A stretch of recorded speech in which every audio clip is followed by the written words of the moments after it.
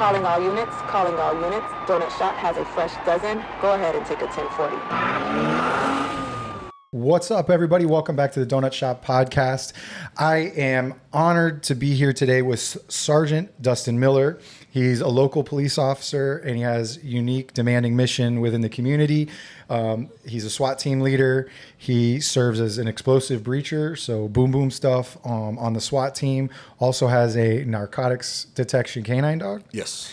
And so has those roles and splits those extreme pressures, those high liability type stuff. And then when he's not in uniform, he's in the workshop. He's founded WeaponStencils, a company that offers custom firearm stencils that helps officers and homeowners mark and identify and personalize their gear, especially firearms. So we're going to dive into the mindset of tactical readiness, partnerships between canine handlers and their canines, and then the artistry behind practical gear. So let's get into it and figure out what all this stuff is. Thanks for having me. Yeah. So local police officer. Again, I always tell everybody we're not mentioning names just because you're active and you're still working. Yeah, still working. So and we've got almost the same amount of time on. So how long have you been a police officer? I literally just hit 20. I got 4 more days and I hit my 20. Yeah, you're lucky. You guys start your clock when you start the academy. Yeah, that was always a big thing. They got paid full price, and I got paid percentage when I was in the academy. Right. But I don't start the clock until graduation and swear-in date. Oh, gotcha. So Okay, my clock starts in December. So December 18th, I'll hit 20. So you're lucky you get that.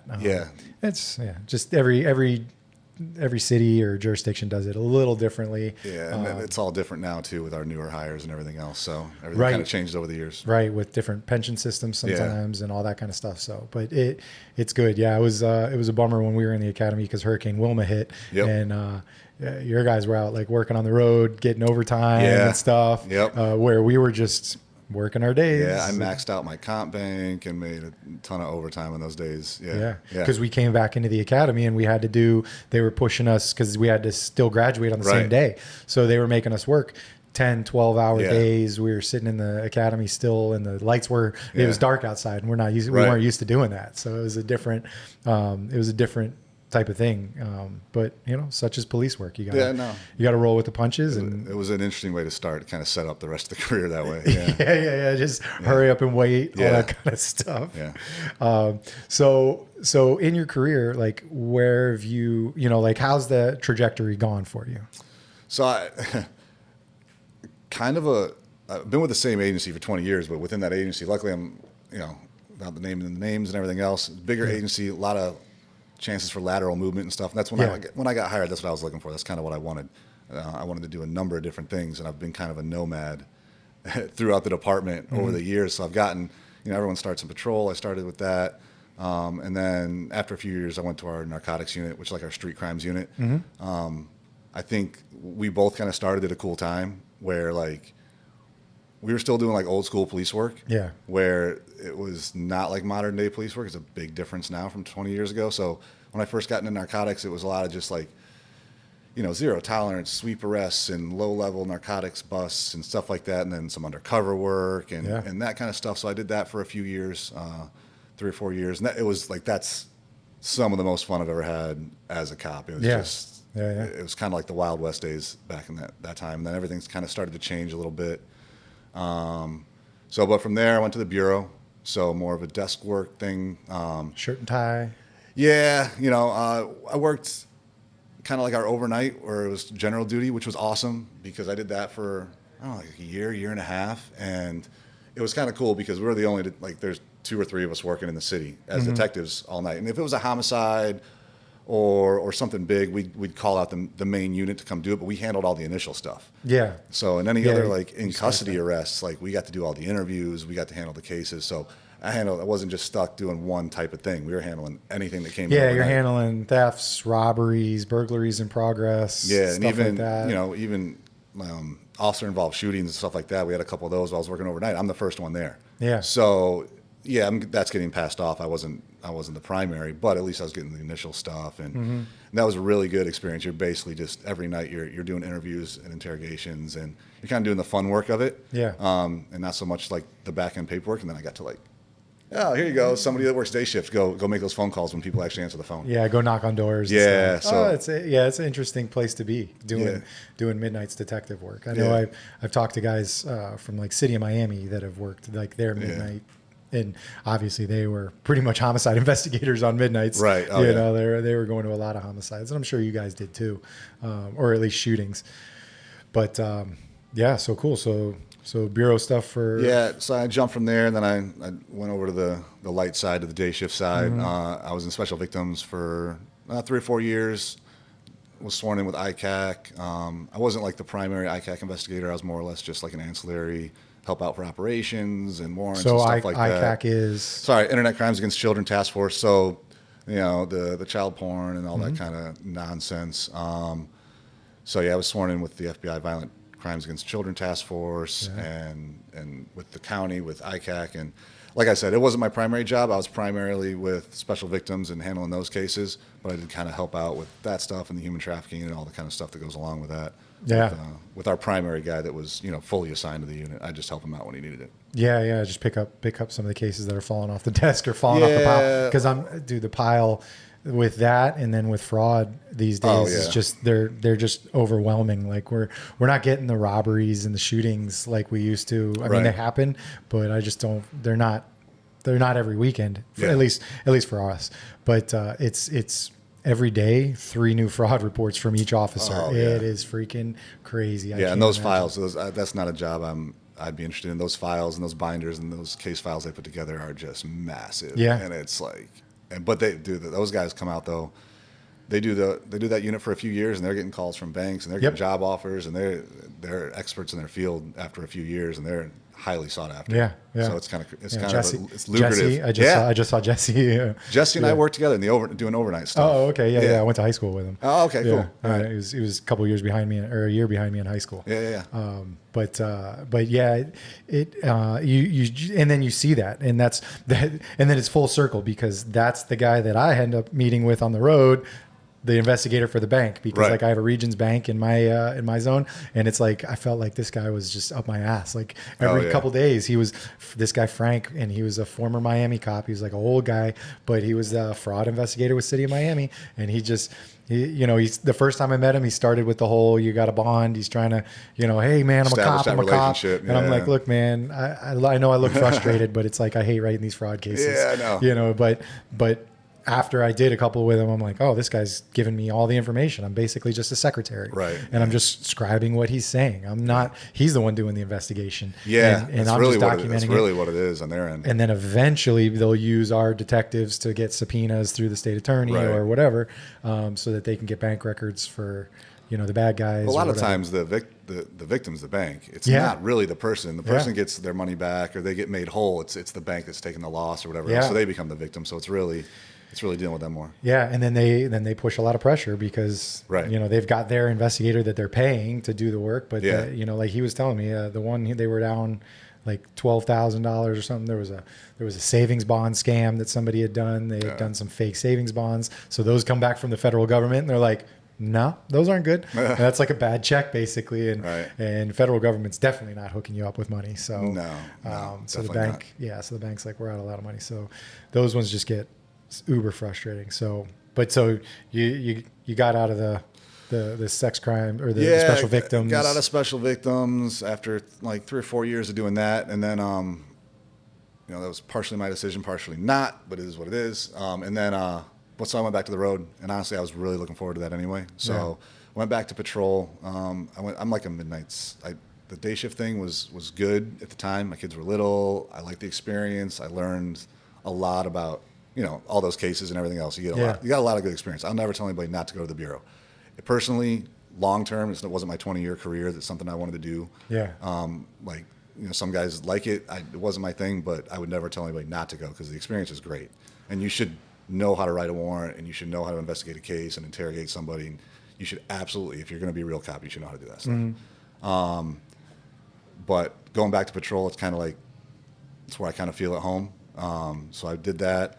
I got to go back, do, I did FTO as like later in my career. So as a field training officer, like you see a lot of the FTOs and stuff now and police work, they got 3-4 years on. I got to go back with, like 50, at that point, 12, 13, 14 years on with a bunch of experience under my belt. And it was nice because patrol work gets really easy once you have all that experience. Dude. Like it's so much easier. Yeah. And now I got to kind of pass along a lot of that stuff to the newer guys and make them better. So I enjoyed that.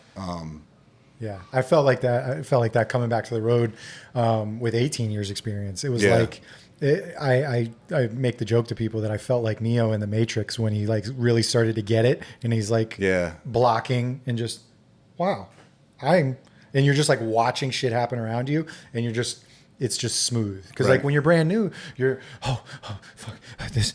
I gotta remember all these things, and and it's like. When you're a veteran and when you're senior, and if you care about it, you understand the elements of the crimes. You understand some of the stuff that these people are going to throw at you when you deal with it and everything. And you can process it so much easier than you could when you were brand new. You start to realize what's important and what's not, and what can, what you need to pay attention to and what's not. So and then as a detective background, you're like. I'm just going to write you a 6-line report so you have a case number. Yeah. No detective. I know exactly what to write at the bottom. So the detective is aware that this is a BS case and please do not invest any time. Yeah, exactly. Or the supervisor, whoever reads it to assign it, goes, yes, this is BS. That way. Yeah, you learn how to write things that get read between the lines and somebody goes, okay, I see what's going on here. So, This is the 7th time that the person has claimed a theft of their Vicodins. Right. So... Yeah, so I did that, and then and honestly, one of my goals, like when I got into police work and everything else, was I wanted to work a dog. So I had a couple opportunities when I was newer, it just didn't work out. I had like a baby in the house, in a townhouse, and I just couldn't take a full size, working dog at the time. But that was definitely one of my goals when I came back, is I wanted to work a dog. So and I've always enjoyed the proactive narcotics game and stuff like that. So got the opportunity to. In our agency, we don't run dual purpose, so we run all single purpose dogs. So we have our patrol dogs, and they're just straight apprehension. So they do the tracking and apprehension and stuff like that. Yeah, so that's for anybody watching that's not sure. That's the ones that are sniffing tracks on people, looking for guys that are running away from crime scenes, or doing bite work, traffic and all that stops, stuff, and then biting. And then you've got your. So would they, like when you've got a narcotics dog, or like we've used the term passive narcotics dog. Like, so is that somebody that you can walk out of high school on a line of backpacks or along a line of students and sniff them and trust that dog isn't going to cause a problem or bite anybody? Whereas you might not take a patrol dog and walk it right along people. So like a good example is that so my dog's stupid friendly. So like he's overly friendly, which is actually a great benefit because he just goes up to people. Yeah. But hey, how you doing? So like we had a major event after a major professional sports team won a championship the last 2 years in our city. Yeah. So we have a ton of detection dogs come in for bomb dogs. Yeah. So we're sweeping which is the biggest market today for dogs. Yes. Yeah. It's huge. So I have all these different jurisdictions coming in with all their dogs, and it's like, are you a dual purpose dog or are you a single purpose dog? Because if you're dual purpose and your dog's trained to bite, I can't have you in the crowd. Yeah. And they don't, obviously they're not going to take on that liability. They can do all the pre-sweeps before the crowd gets there. And then all those single purpose dogs, okay, you can work the fence lines, you can work the crowds, you can do some of that stuff. And then you get into it even more. Now you have dogs like TSA's big on this is like mobile odor detection. Whereas like our dogs are trained on that, but most bomb dogs, they're trained to locate like a static, device inside of a room or on a car or in a building or whatnot or outside. Whereas like now the odor, like the person-borne odor is a big thing where it's like that person can be walking by in an airport and the dog picks it up and then starts essentially tracking. It's like they're tracking the person, but they're really just tracking the bomb odor that's a strap to the person. Yeah. So that's a whole nother discipline too. Yeah, but, I think ours have that because of the mall. So I shot a video for them. We did 3 separate scenarios where it was like the person was already there or the person, and they did the pass and they're like, U-turn, and then here comes. And they actually had materials in there for it. Right. It was legit. It was, the dog knew it was legit. Yep. And we handled it like that. So I shot a video for him doing that. So I got to see exactly what you're talking about. Yeah, the movement. Yeah, so the narcotics work, I stayed on the overnight stuff with the dog. It's a blast. Working a dog is the best. Like it's every time, like I've had him now since 2019. And even now it's like 6 years later, and every time he alerts or finds something, it's just like, oh, dude, you're so smart. It's crazy when you say 6 years from 2019, and I go, I know. I had to math check you, and I go, oh my God, it really is. Yeah. But so what kind of dog is he? So he's technically, I'm pretty sure he's a Belgian Tavern. I have which is like the cousin to a Malinois, Okay. but he's long hair. So he looks like a shepherd with his hair length. Okay. But he's still got the white spot on his chest. He's got the Malinois snout. He's got the size and the build of a Malinois, like he's a little thicker of a dog, but he's also like lanky so he's like a cousin. So it took a little while. I have like a passport from Belgium because we got him from Indiana, and so he was brought over from Europe, which is kind of it's pretty cool. Yeah. But I kind of, after doing like some more research and everything else and like looking at pictures, I'm like, I think he's a Belgian Tavern, which I'd never heard of for like the first 2 years I had him. I just called him a Malinois. Should try. We did a DNA test on my dog. I got it. Whether it's correct or not, but we have one that's like a super mix. We got it from my wife's sister who couldn't care for him anymore, and they live like right on the border with Mexico. So it's like it was supposed to be a Yorkie or a Maltese Yorkie, and I'm like, yo, that ain't no fucking Yorkie. And when this guy walks around, I can see the bend in his back. I'm like, he's got Chihuahua in there. And so we did it. We did the swab and everything, and sent it off. I got it as like a Christmas gift for him. That's cool. And he came back like his majority percentage, which was 32%, was Chihuahua. That's so funny. I was like, I told you it was a Chihuahua. And my wife was like, my personal dog is like the family dog. She was some dog that got brought over from the islands after a hurricane. So they just call her a coconut retriever. God knows what she is. Like she's probably got 4 or 5 different things in her, but she's a hardy dog. It's like they she doesn't require much maintenance. We spent time down in El Salvador, and they've got these, they're just street dogs that are just mixes, but it's actually like a Chinese name of a dog or something like that, but just amazing. Like we hiked this volcano, and these dogs, they just latch onto the hiking groups because they know people will give them water and snacks, and that dog like would disappear and then show back up. Back, like he'd run off the trail and then like find us again, and then he made it all the way to the top of the volcano, and he hung out, and I got some badass pictures of him up at the top of the volcano, that's cool. Pouring water in his mouth and stuff. It was just you get like a little dog mascot like while you hike this volcano. It's badass. I've always been a dog person and everything else. So this now like I got promoted about 6 months ago. So congrats. Yeah, thank you. Sometimes I still forget I'm a sergeant, but that's what you said when you walked in. Yeah, like it's still weird. Like people like refer to me by that title, and I'm like, I spent 19 years not being that title, and it's kind of awkward now. So, and now now I supervise the detection dogs. So our apprehension dogs and our patrol dogs, like the bite work dogs, they have their own boss, and then the detection dogs, because we have, I think I have like up to. I have 12 dogs under me now, or 11 including me. So I supervise them. It's an ancillary role, so I'm still on the road, and so I still have a patrol shift that I do as well. Yeah. But so I have that, and I have the dogs. But that's let's take a quick break, and then we'll get into kind of what those current responsibilities are right now, and we'll reset. So we're gonna take a quick break, and we'll be right back. Hey, what's up, guys? Want to talk to you about Tasty Gains. They're a sponsor of Counterculture Inc. We love them, been using them, and I enjoy it. It's a little gummy. It's got like 1 gram of creatine in there, so you take 3 a day, knock it out. It's making a difference, and it gives me a little bit of sweetness too during the day. I can keep them right in my backpack in my car at work, and they don't melt. You can see this is the mango pineapple. It's my favorite flavor, but check it out. Use code Counterculture to get 20% off on Tasty Gains. So check out Tasty Gains. They're great.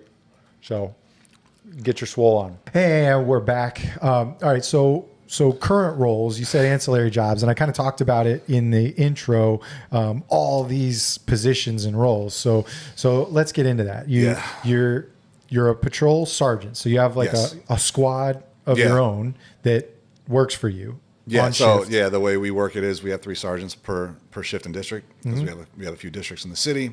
Right now I'm assigned to evening shift.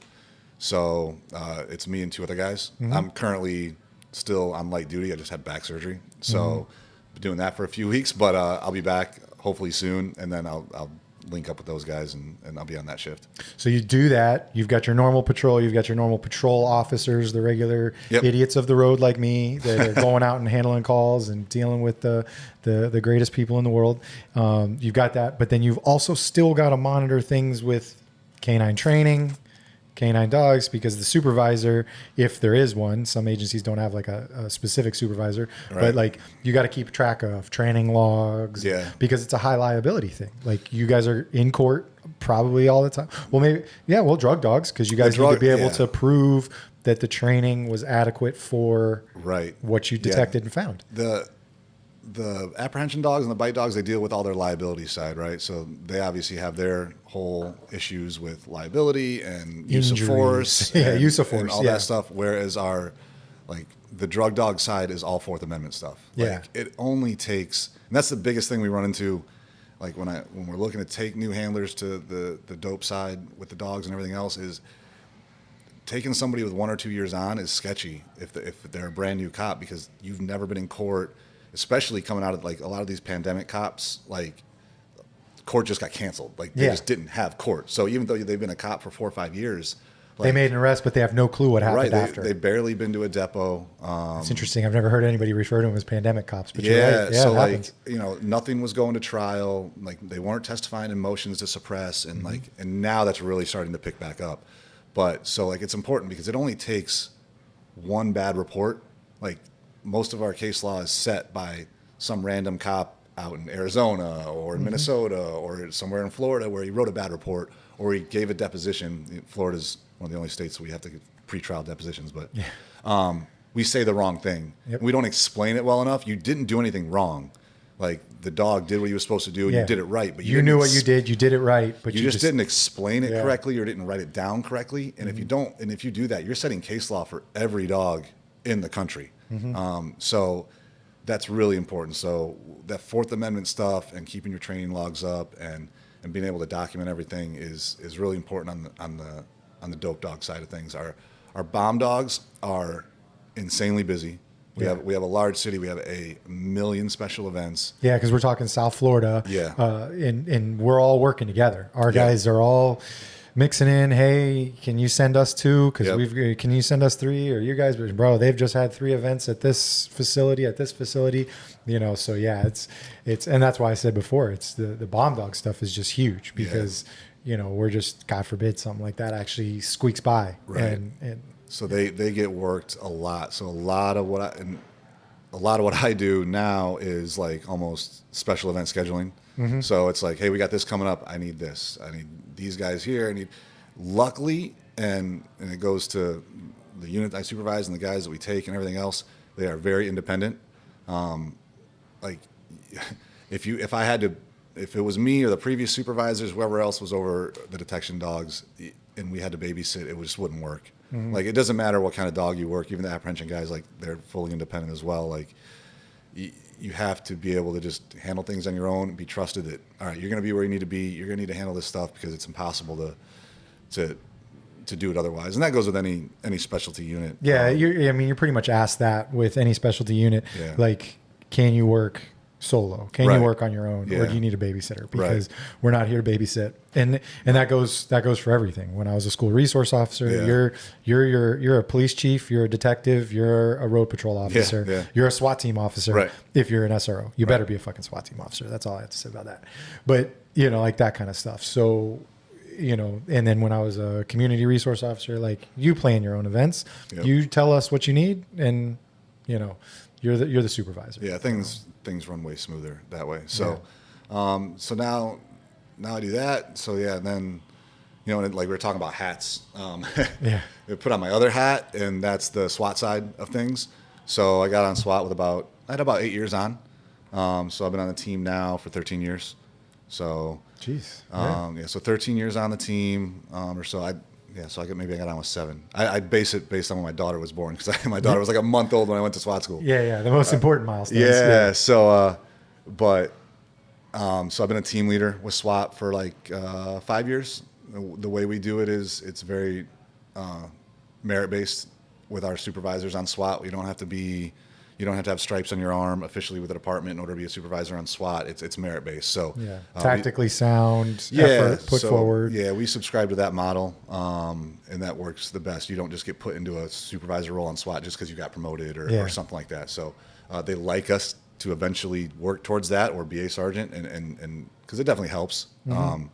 But I've been doing that for 5 years, well before I got promoted within the department. So and I mean, it probably partially helped with that, because you've got an understanding of running people, leading people in that aspect that you can turn into the test when it's time to test to be a supervisor or sergeant. Yeah, it definitely helps. Yeah. It was good. honestly, if it wasn't for doing the team leader thing on SWAT, I'm not sure I would have ever wanted to get promoted. Like, it was something to me. It was like, I'm working my dog. I like working patrol. I like being a cop. I don't know if I want to be a supervisor. But then after I think age helps a little bit. But then, doing the team leader role on SWAT too, and realizing, okay, listen, I'm decent at this. Yeah. Like I'm decent at kind of running a show a little bit and doing this. Maybe I should kind of apply it more on a global scale within the department. And I do enjoy it. I think now that I am promoted and I'm in this spot, I enjoy it.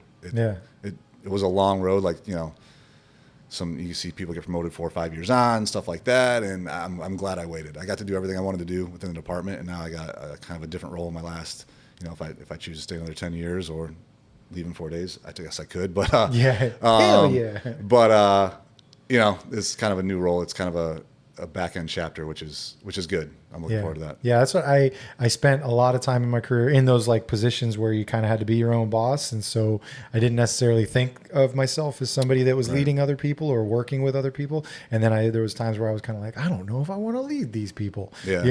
But now where I am being back on patrol, and you really kind of have to at certain times lead people and advise, and like we've got just like probably you guys, we have a lot of probationary guys. And you can't dump them all on the weekends on midnights together. Right. So you gotta spread them. So I'm on the senior guy platoon working day shift, early mornings, and so we've got a lot of probationary guys, and they're hungry, and they're out there looking for somebody to kind of keep them in the road, or keep them guided. And they ask a lot of questions, which is great. And I find myself now looking at it going, damn, if I didn't look at like, hey, here's the light at the end of the tunnel for me, I'm retiring soon. Right. Yeah. If I envisioned myself working beyond 20 years, like, man, I probably should put in, just because I'm doing it out here now. I'm supervising. Like, we joke around in briefing about telling our sergeants, hey, shut the fuck up today. We're going to run the radio. Right. Yeah. When you got that much time on, you're usually you're way more senior than the people supervising you. Sometimes. When we get that probationary sergeant, that'll rotate in sometimes. Right. And we're like, oh, bro, you're going to bust our balls now. You just came out of CID and you're busting our balls. Yeah. It's funny. I know how to write this report. It's not supposed to go anywhere. Stop showing up on my scene. But it's funny because I've seen that with all my buddies too. They get promoted too, and it's like, and we all do it because you're on probation too. So you get promoted, and you have that feeling out period where it's like technically they could just bump you back down if you screw up. So you're crossing your T's, you're dotting your I's, you're following all the policies, and you're trying to be that supervisor that you're like, oh, I don't want to get demoted. So and then, they're kicking back every report, and they're like, oh, you missed a period here, or you didn't do that box. And then all of a sudden you kind of realize that you start to see them phase out of that and go, okay, I want to pick and choose. Like, they do. And then they get comfortable in their role. It's like any other job. Yeah. But there's a bunch of us that like, we'll eat breakfast and we still give them we're going to vent a little bit about it and laugh, but we go, look, you're going to get lazy too. And you need somebody to come in and check you and straighten out your ship. Get you back in line. Yeah. And then sometimes they've seen stuff in the bureau or wherever that they're catching on calls that they're like, did you look into this? And you're like, yeah, you know what? I didn't think of it that way. Yeah. And they've seen that.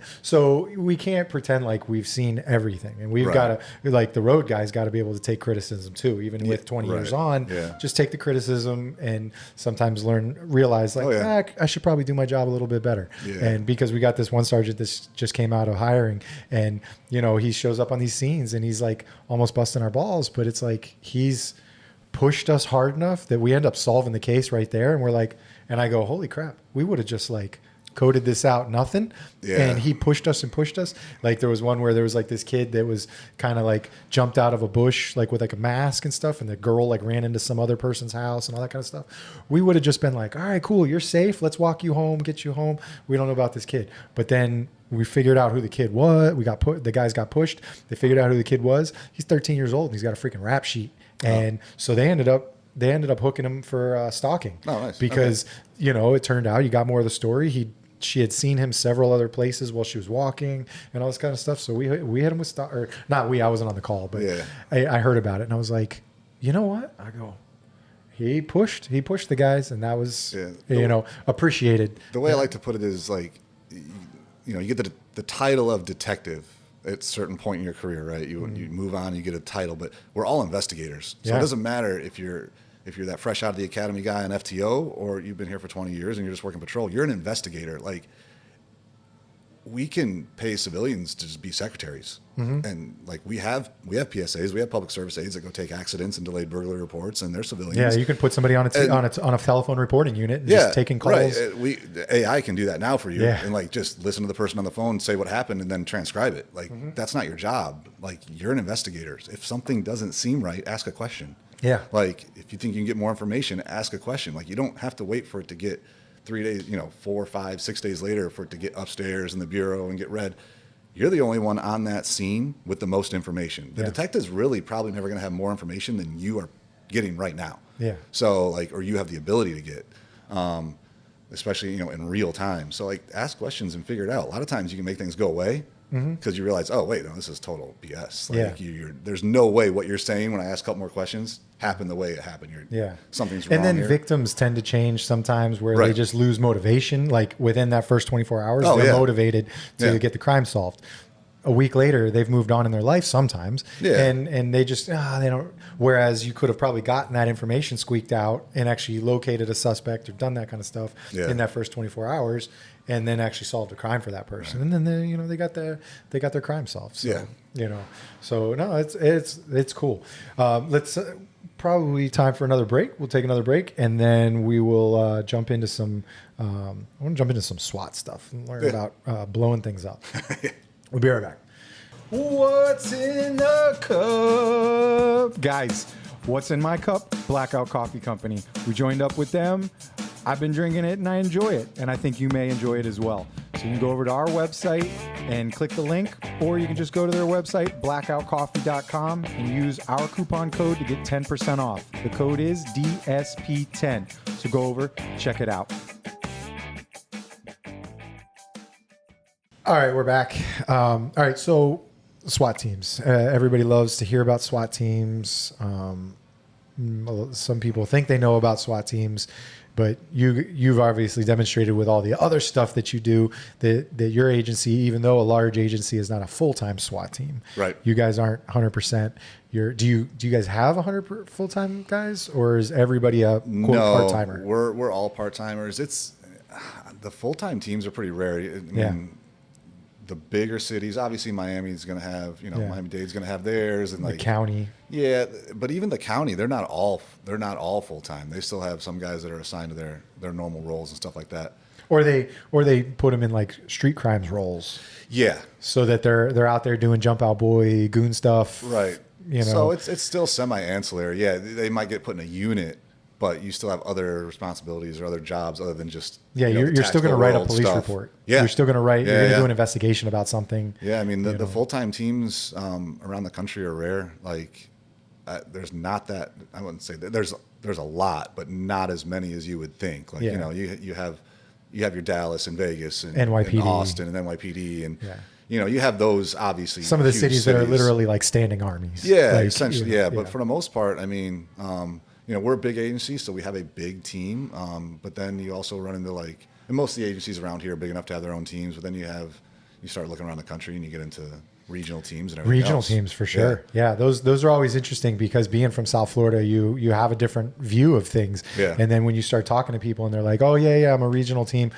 Regional team, holy moly, you know, and it's like those guys are an hour out sometimes, to get your transformer built or your Voltron built, where now you've got a full size action figure to do an actual job. And just the the logistics behind the regional team blows my mind, because we know how hard it is to deal with, like, sometimes our command and getting training hours and everything else from one agency. Like, hey, we need X amount of training hours. We need this, we need that. And now multiply that by 5 different command structures that don't talk to each other, that all have different mindsets on how important SWAT is. Yep. And like, well, but if I don't train with these guys over here, when we come together, it ain't going to work. Yeah. Like, but this, but we can't get these hours, and this guy's got this job at this agency. And that part blows my mind. That's logistical nightmare. Yeah. I wouldn't. Yeah. I mean, they got to do it, but that's not for us. No, thank you. No. Yeah, no, thank you. We understand some of that command stuff, that not dealing with it. So on the team, what have you done? And then now you're explosively trained, and what kind of goes into that? Like, what do we need? Why does a municipality need somebody that's able to blow things up? Yeah. So South Florida, especially, it's a need. We'll get into that, but. So we started our explosive breach program about 10 years ago. So around 10 years ago, and it's just been an evolution since then.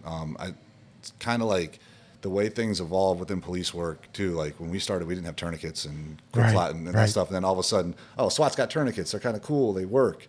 Now every cop gets issued a tourniquet. It was Israeli bandages before. Yeah, it was the, hey, you hear the sirens? Yeah. They're coming. They're hanging coming there, buddy. Hang in there. Yeah. The verbal first aid. Yeah.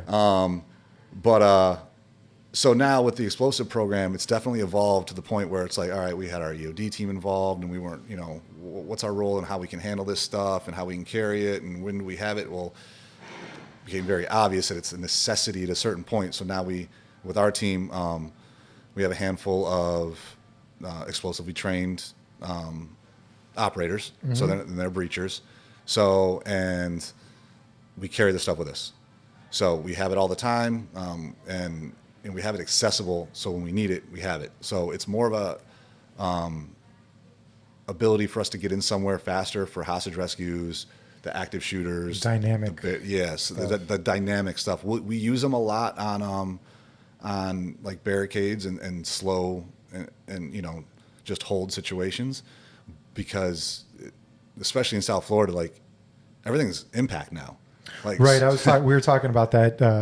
When this episode comes out 2 weeks ago, with Chris, with making the BRB and having to breach doors, I brought it up. I said, for people that don't understand South Florida and building code and hurricane code, pretty much every exterior has metal door frames, outward swinging doors, heavy locks, and then impact stuff, windows that are shatterproof, that you're going to spend 5 minutes trying to beat it with something to get it open, and you're probably not going to. You're going to blast. You're going to have to get it off of the frame. Yes, you have a better chance of getting the wall apart. Which is cinder block. You're essentially attacking the tap cons in the frame, going into the concrete. But even then, when we blow windows, we do it with the intent to just make a port to introduce gas, or technology or something like that. So we don't even take most of the time the whole window out. We just try to essentially melt that impact glass, wrap it in, create a port, so that we can introduce whatever we're trying to do. Yeah, because you're using then drones or throw bots. Or gas. Gas. Yeah, a lot of gas.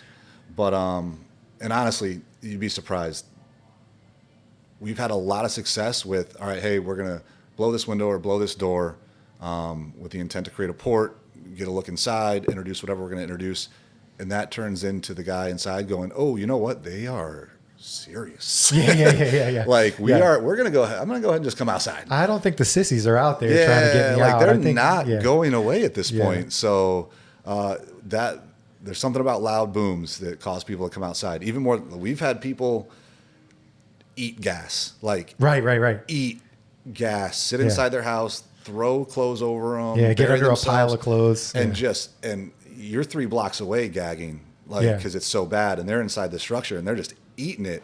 And then we blow something up and they're like, all right, we'll come outside. Yeah. So, but honestly, it gives us the ability to get in somewhere, and really it's not just for the safety of the people inside and us trying to get in, effect a rescue, do an HR, a hostage rescue or something like that, but it's for our own safety too. So I run the breaching program now, and putting somebody in front of a door with essentially what is like obsolete mechanical tools, Yeah. like just old school, nothing behind a them, ram. just a ram and a Halligan, because it's not like even up north where you have a push door and you can just take a ram, smash it twice, and the door goes flying in. Yep.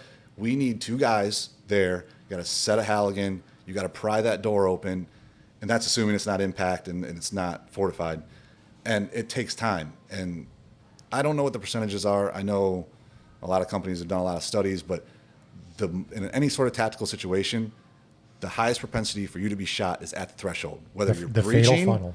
or we going talked in. That's where you're gonna get shot. So that's the most and then so if I'm standing in that door and they know I'm beating on it, they can just shoot through it, and they know that. So the explosive breach gives us the ability to covertly set a charge. Our exposures are extremely minimized, and now we can back off, and we can set it there and leave it.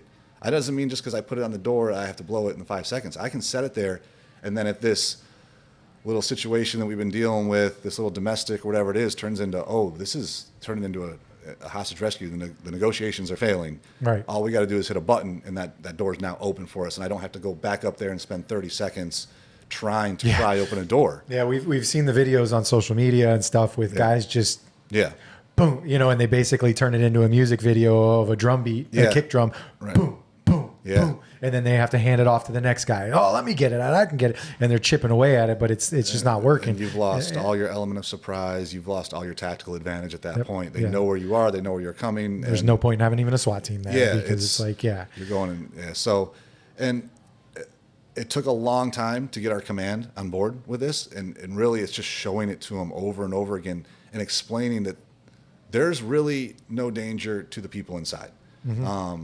All of the overpressure when it comes to explosive goes out. So all that overpressure and dangerous stuff, that shock wave that goes towards the team. Yeah. So we set our minimum safe distances. We try to wrap corners. If we're outside, it's way better as opposed to being inside.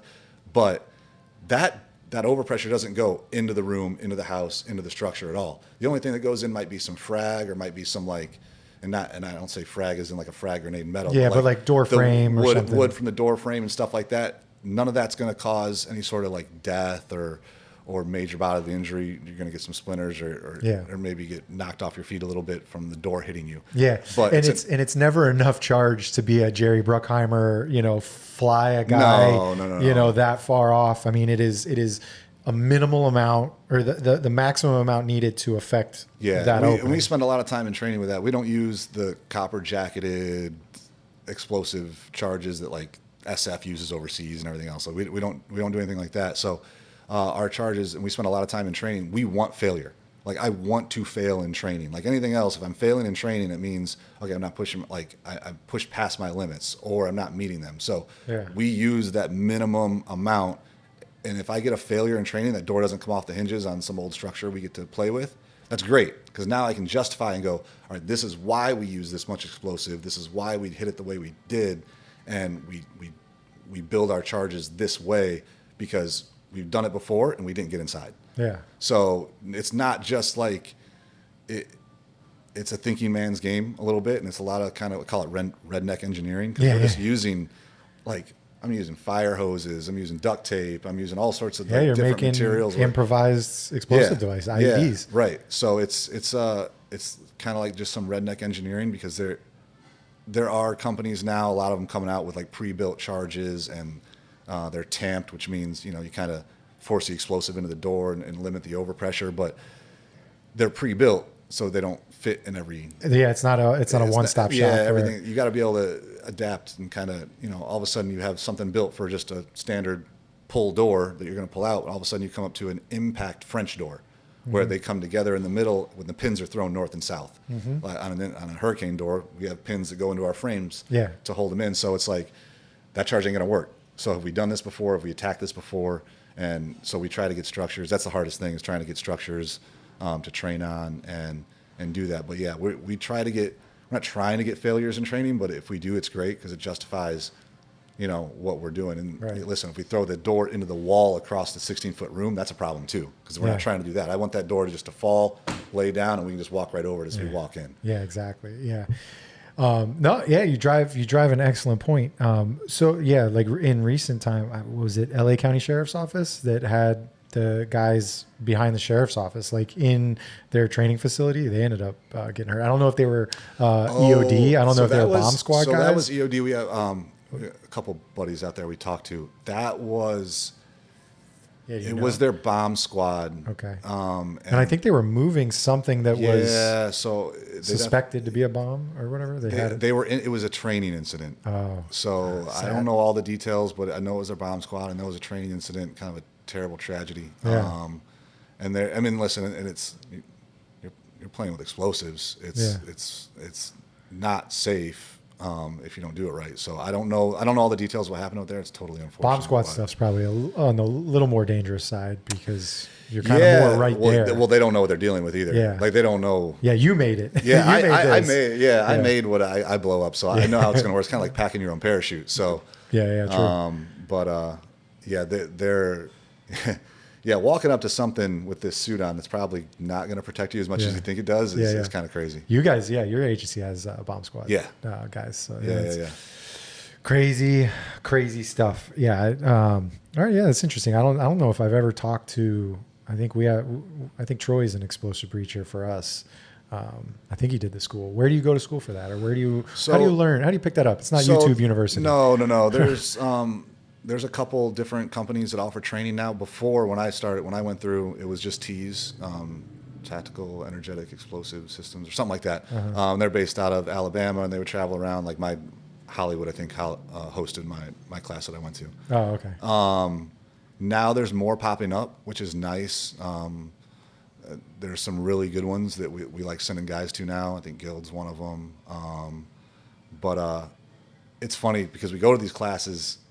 And what I like about some of them that are starting to pop up more is they're coming down to South Florida specifically for the type of environment we have.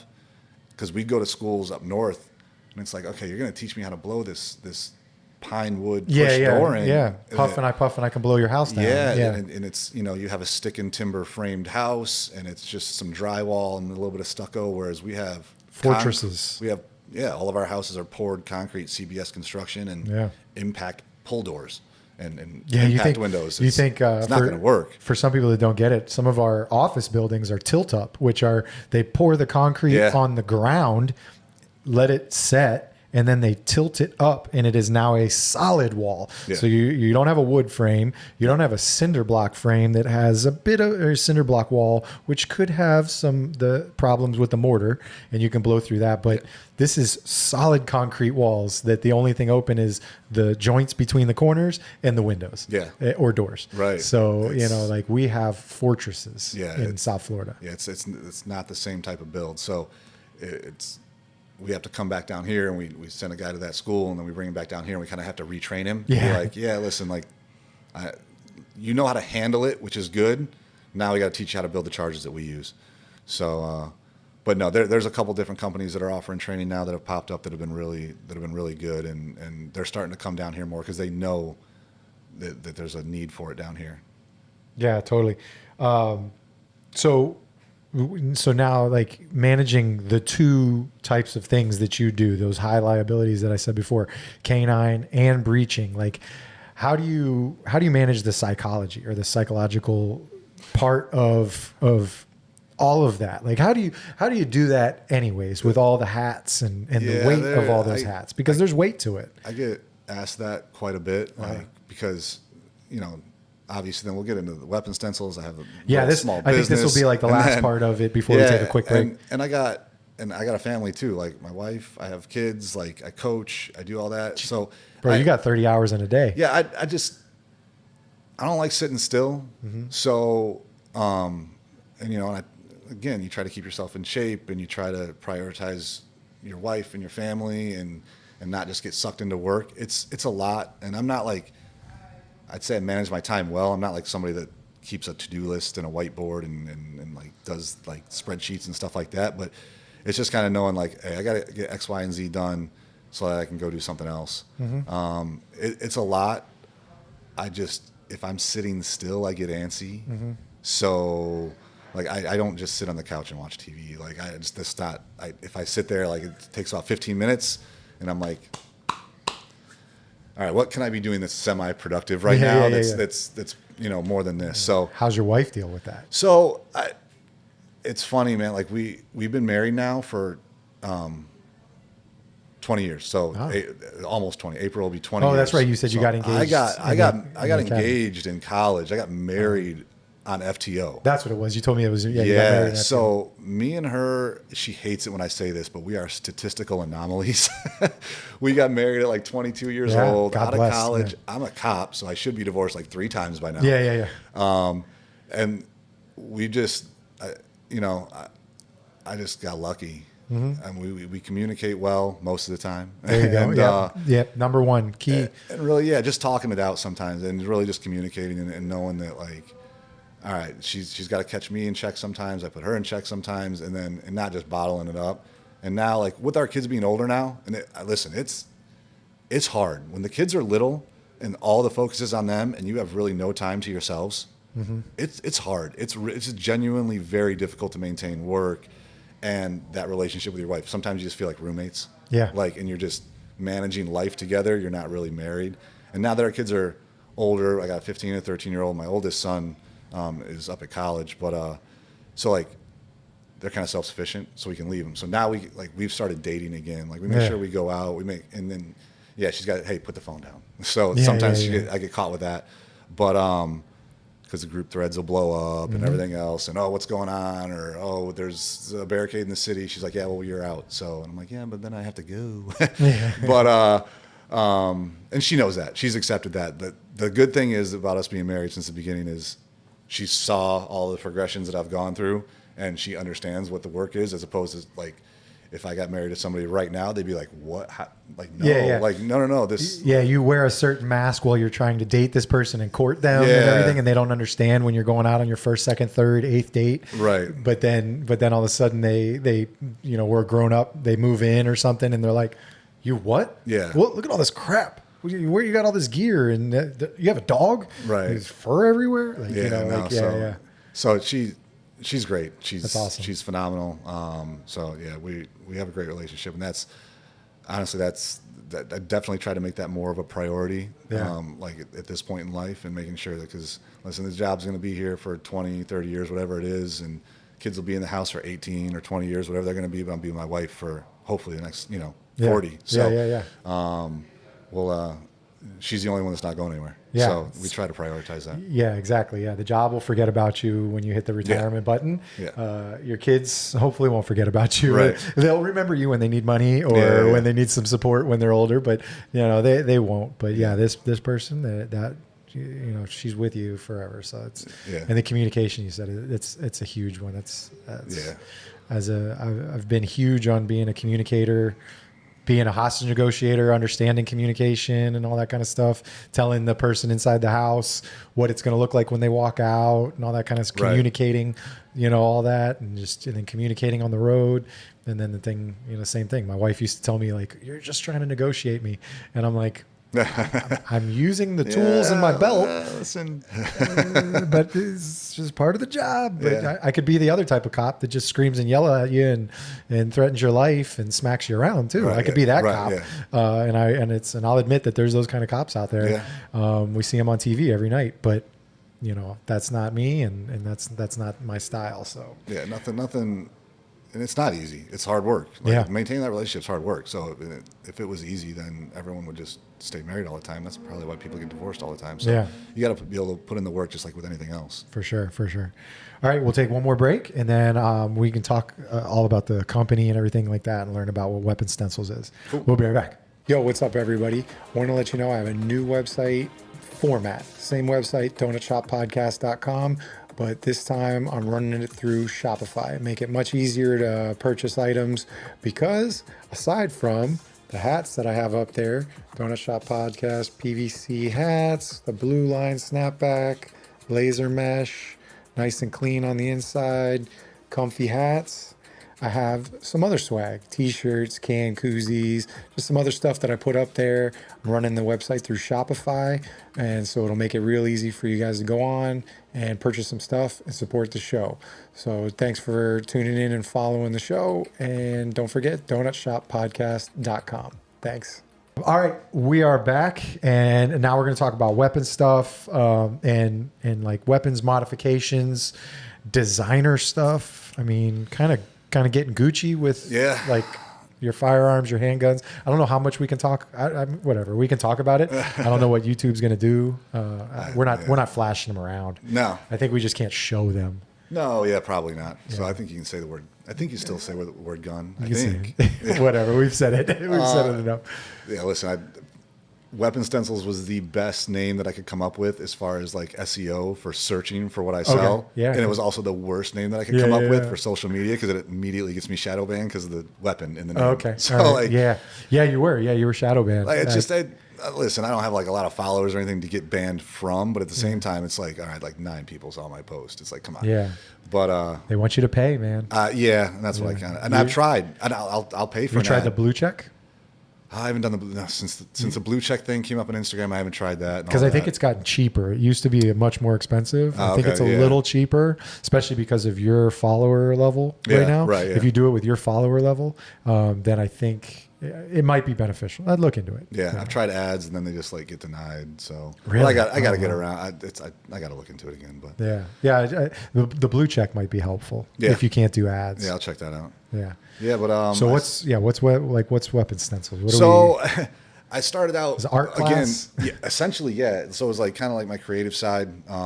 Again, couldn't sit still. So you go back. I've been doing this, selling the stencil since 2014. But prior to that, for a couple years prior to that, I was spraying Duracoat. So Duracoat, Cerakote's like the big name in the business, but Duracoat, KG Gun Coat, it's all just like it's weapons grade finish.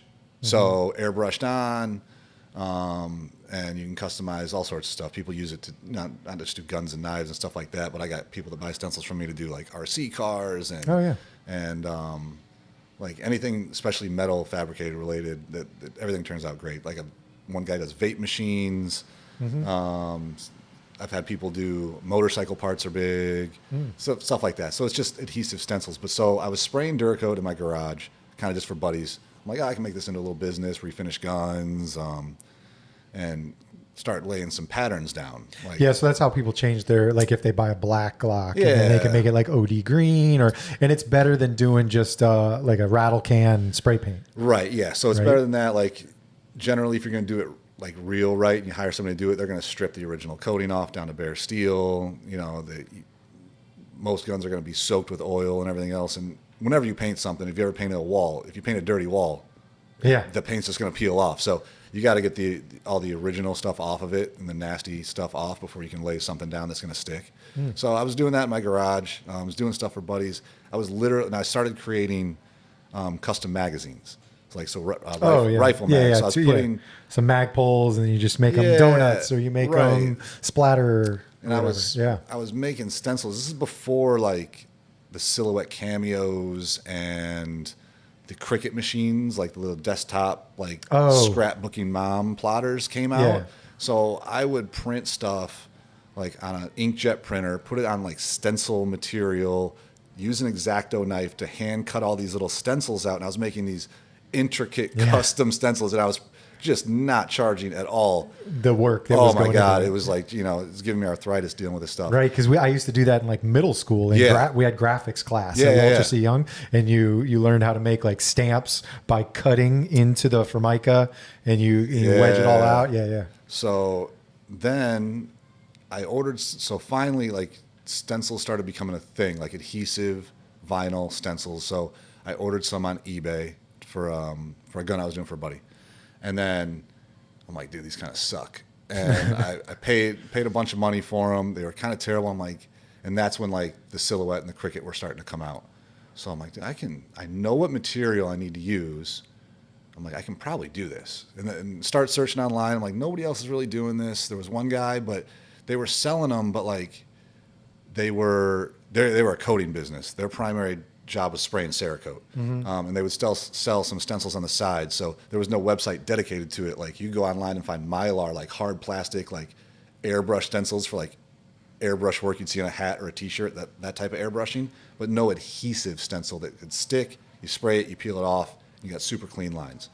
So, and the other thing with Cerakote is it goes through a baking curing process. Right. Because So it's ceramic. yeah, so you it's have to cure it. So you spray it. You might low temp bake it before your between your color layers, and then to completely cure it, you put it through a higher temp baking cycle, and then it's like good to go. It's out of the oven, and then you're good. So the vinyl that you use has to be heat resistant. Yeah. So because most vinyl you throw in there, it's just going to shrink up, melt, and the adhesive's going to. Ooh, shrinky dinks. Those were Yeah, fun. yeah.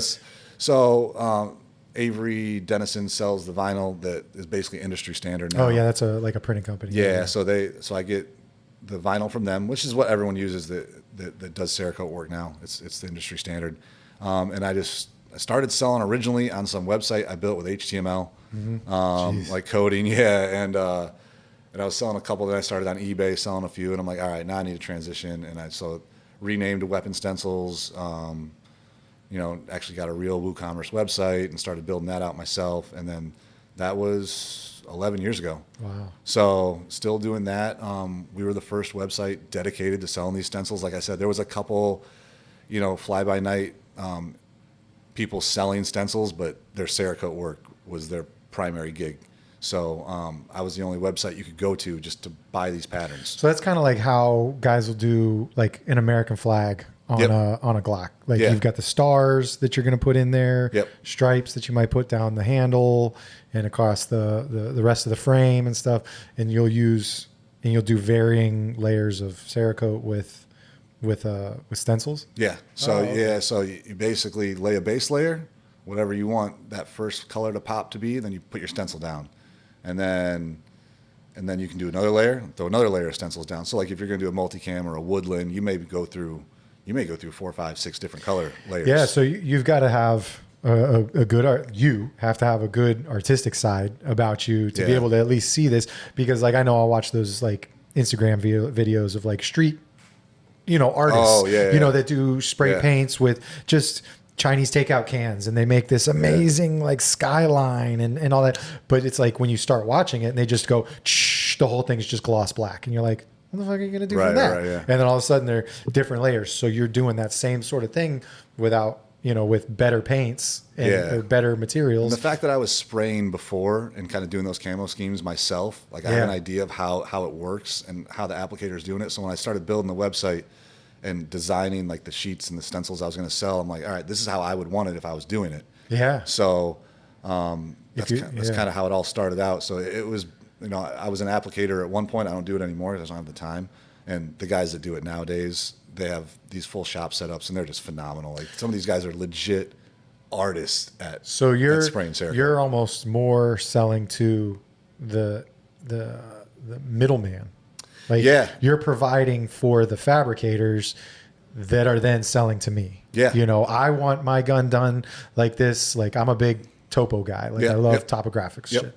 So I'll tell my guy, hey, and then he'll come to you and then he'll get it done. Yeah. Yeah. So he buys stencils from me and then he can spray them. So like I've had a lot of businesses. It was kind of cool actually on my part, like to see it. Like I'll see a guy start buying from me and reorder, and then he'll do some custom orders with me, and I'll see the orders go up, and I'm like, oh, cool. And then he'll kind of hit me up and be like, hey, man, I'm going to start cutting these on my own. Like, that's why I'm not buying from you anymore. Like, his business has grown that much. He doesn't need to buy from me anymore. He bought a plotter himself. He's cutting them on his own, and that makes total sense at a certain point.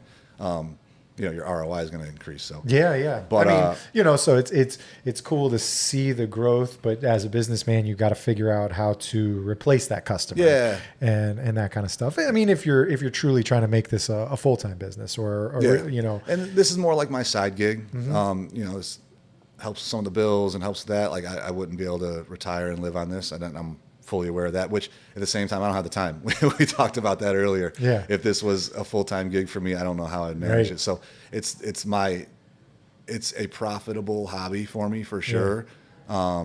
I like the business side of it. I sell business to business, so I go B2B, but I also have, I would say probably 40 to 60%. It's close to 50% are just DIY guys. Mm-hmm. It's just some dude in his garage that wants to spray some Krylon on his AR or a shotgun, right? And get it ready for hunting season, or whatever he's doing. And so I answer a lot of questions from those guys and try to and it's small enough too, which is nice because like it's a good community. Like, like if something happens and I don't hit my shipping deadline correctly, or their stencils get messed up in the mail, or USPS loses it, like they do half of their shit.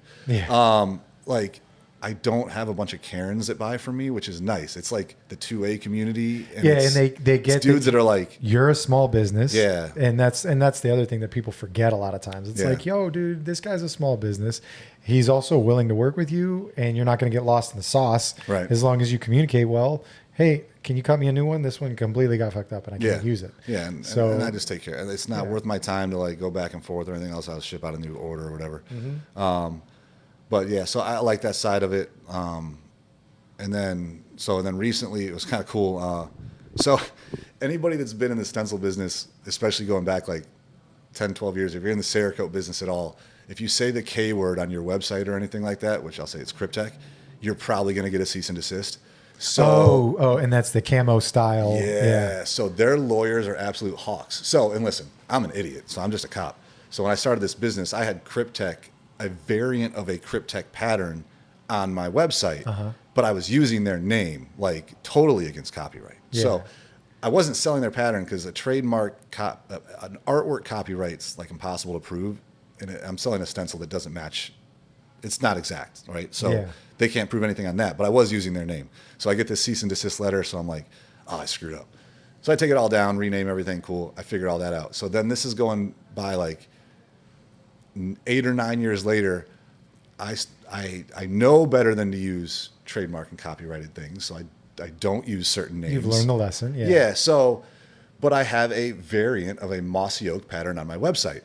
But I don't call it that, and I don't use any of their stuff. And I get 2 phone calls or voicemails and maybe an email from somebody with mossy oak. So usually I just ignore things until they go away. But you like to frustrate the other side. side. I'm like, I know I'm not doing anything wrong, so let me just call this dude and apologize. So, because I had like a variant of Bottomlands on my website. So I call him, and I immediately go into like, hey man, I'll take everything down. You're already in a defeated. I know that I'm like kind of in the gray area here. Like, don't worry about it. I'll just take it down. It is what he's like. No. That's not what I'm trying to do here. He's like, I actually want to partner with you. Like, he's like, I want to license our patterns to you officially. And I'm like, oh no shit, really? Like that's. Oh, you mean we can do that? Like because like I said, I'm just a cop. I'm an idiot. Like I don't think about that kind of stuff. So. That conversation did like a complete 180. So Mossy Oak licenses their stuff out to all sorts of people, but they don't have a stencil supplier. And they know dudes love their pattern, and they're gonna go out there, find a similar pattern and spray it. Yeah. So they've had all these like shotguns and rifles and guns out there in the wild that somebody's like, oh, it's my Mossy Oak Bottomlands pattern, but it's not, because it's not theirs. So now it looks kind of janky. So it kind of looks bad on Mossy Oak, right? Okay. Like, so they're trying to protect their brand, right? So they're like, listen, let's set up a deal. Like, you'll be our exclusive, provider for this pattern. So when guys use it, they can actually take a Mossy Oak stencil and put it on there and brand it that it is a official Bottomlands pattern. They can put our logo on it, and when it shows up on their Instagram and on their website or whatever it is, they can say, no, this is official, and now it looks good, and it looks like our pattern, not like a Temu version of Mossy Oak. So that was really cool. So I got hooked up with them a couple of years ago. So yes, now we offer Bottomland and Greenleaf, which is like officially licensed, and we're the only ones that sell that. Super. So that was kind of cool. It's like just like some dude selling, yellow vinyl stencils, stickers on a website. Stickers on a website. Like, to partner with like a major company, especially one that I really like, and everyone that I've talked to there has been.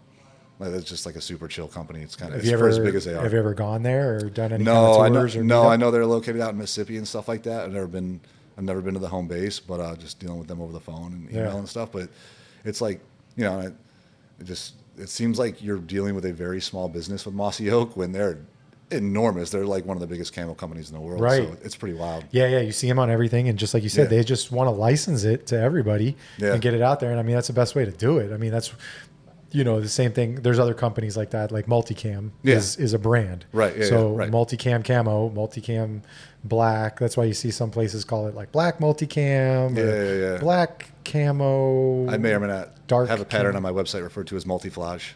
Multi-flage. There you go. Yeah. You just gotta work the creativity, and people know when they look at it what they're looking for. And, okay, cool. I'll do that. Yeah. So, yeah. Oh wow, that's super cool that they actually worked with you on that and kind of legitimized what you're doing and support you. Yeah, that was kind of a cool event for the business, and just for running a small business and getting the license, something like that. It's kind of neat. So you were telling me like this. It's not a Yeti. It's a Yeti, not a Yeti. Oh yeah. But Fetty. Fetty. So like that cup, you said you made with stencils. Like what? Or you said it was before laser engraving. So when people look at this, they're going to go, "Oh yeah, that's just a laser engraver. I spent $7,000 on one of those, and I have one in my house." Yeah. So like nowadays, you would just probably buy a colored factory cup, throw it in your laser engraver, and do this. Right. Back then, that wasn't Amazon. That wasn't really an option. So one of my customers, great Cerakote guy, because this cup's it's got to be at least 8 years old. So the Cerakote's held up amazing. He grabs the cup. I sent him my logo stencils. He put them on, so it's a bare steel cup. Okay. Throws the stencils on, sprays the green Cerakote on it, right? Bakes it, peels them off, and now you have this. So and then you just with tweezers or something fine, and you kind of use little tools, and you just peel it, and it cracks right off. And the edges. I mean this for years. Yeah. Edges have stayed clean, and that's an attribute of the Cerakote. Yeah. So Cerakote's like a thin ceramic film, so it goes on. If you spray it right, and there's a learning curve definitely to spraying this stuff. Yeah. But if you spray it right, it's thin. It doesn't mess with the tolerances. Cerakote dominates the industry when it comes to that, and then with an adhesive stencil, you get those clean, crisp lines. Whereas if you're using like a plastic stencil and you spray, just hold it and spray, you're going to get that underspray, you're going to get those blurry lines and all that kind of stuff. So in some camo patterns, that's what you want. You don't want hard, crisp lines or something like that. You're fading things in. I have one that's like a kind of like, we'll say like a bronze multicam style. There's a bronze camo, and it's pretty cool and made by a pretty big company on Instagram, but it's got texture to it. But I mean, is that something that would be typical of doing multi-layered? Yeah, the more layers you spray, you're going to get those, kind of. There's almost like an edge to it. You're going to get those micro layers. There are little tips and tricks with some of these dudes that are really, really good. Like your base layer wants to be your thickest layer because that's what's protecting the gun. Every color on top of that is just decoration. Yeah. So it only has to be enough to decorate what you want to decorate. To give the idea of the color. Yeah, you're no longer protecting the steel of the gun or anything else. So, and then there are some little tricks with using like 000 steel wool. It's almost like say steel wool, but it's not. It's very fine. Very fine. You can go over it and it doesn't scratch, and it'll start taking some of those layers you feel off. So when you get somebody that's really, really good at it, they'll have 4 or 5 layers, and you can run your finger over it and not feel the difference between the layers. I mean, this is even still very there's not much.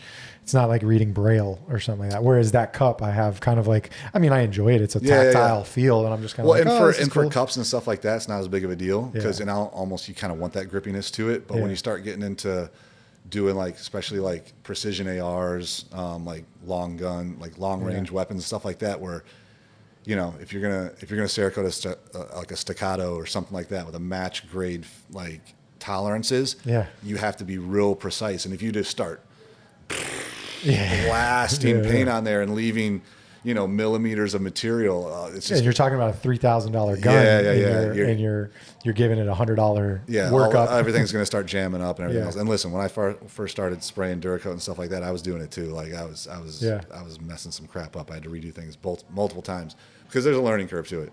But once you get it right, it's nice. Super. Yeah, it's super interesting because I was just at a gun shop and I was looking at these new Kimbers that just came out, the Kimber 2011s.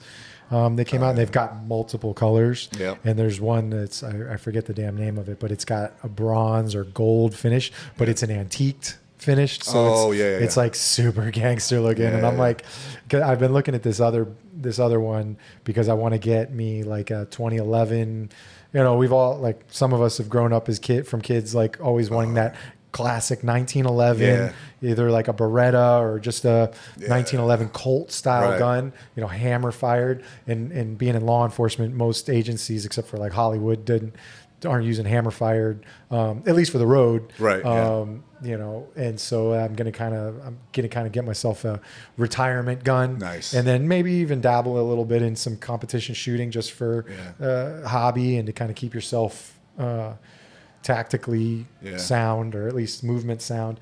And so I've been looking at a Fusion Firearms, which is pretty cool, like almost like a fake staccato type gun. Okay, yeah. Pretty nice looking and super reasonably priced at like Yeah. $1,200. Right. But then these Kimbers, I've always been like a Kimber custom guy. Oh, nice. Just beautiful Yeah, guns. they make great guns, yeah, for sure. And so when I saw these just came out recently, a couple months ago, and I was in Shoot Straight yesterday, and they had them, and I'm like, should I have them open the case to look at this? You know, and it's $2,300 to $2,500, so it's a little cheaper. Yeah.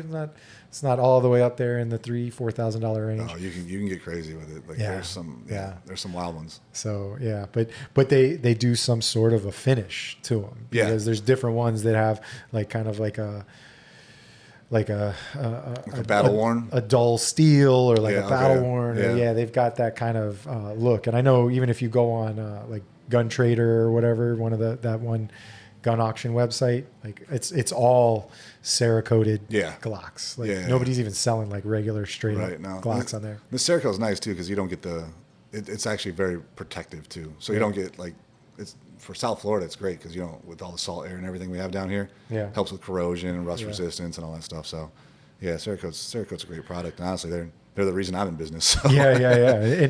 And so it keeps you, and so that you've now answered it. I was kind of looking at it, I'm like, what would I do?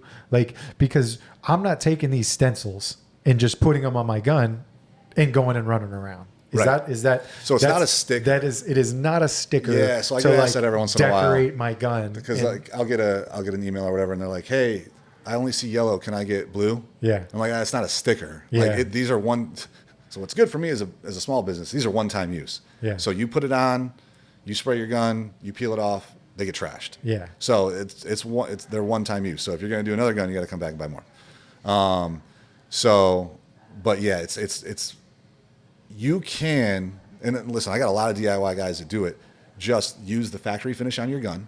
You got to clean the crap out of it. Really, like, you know, let it soak in acetone. Use some non-chlorinated brake cleaner. You got to pull out all those oils out of the metal and everything else, and out of the factory finish, as long as it's not pitted and rusted and everything else. And you can put them over your factory finish, like on your Glock or whatever else. Spray down a layer, a color or two, then peel off. You know, the black's going to show through once you start peeling, along with your other colors, and you're perfectly fine. Like, you can get away with that all day long as a DIY guy. Yeah. The big shops that do it for a living, that do Cerakote for, you know, gun companies or for, you know, big custom projects and everything else, they're going to put it in a blast cabinet and strip it down to bare steel and start from scratch, because it's the best way to do it. Yeah. But for the DIY guy that wants to get his shotgun ready for duck season and wants to throw, you know, a pattern on real quick or whatever for the blind, Some mossy oak. yeah, for sure. Then you can do that without having to, you know, invest in a blast cabinet and strip it down and do all that. You just got to make sure you clean it really well. Like, you really just got to start from a really good base. Yeah. Oh, very cool. Very cool. And we've pretty much gone over that part, how you are able to compartmentalize everything, work everything, and stay successful in doing all of it. Yeah. You know, so pretty crazy. I mean, we've hit on most of this stuff. You know, I already kind of prepped you with my one final question. You got anything else? Anything else you want to throw out there to the world of YouTube and Spotify and anything like that? Or I don't think so, man. I don't know. then I'll ask you my closeout question. Something that, it's been, I'm adapting it, or I'm trying to write the best way to do the question. You're like the third person I've asked this to. Yeah. But what's something that you've held on to, or that you've found yourself as a habit throughout your law enforcement career that you've done on the daily going to shift, or it's the same thing you do, even if it's just the brand of bottle of water that you grab out of the house or something like that? Like, what's something that you do every time that is just, we're creatures of habit usually. Yeah.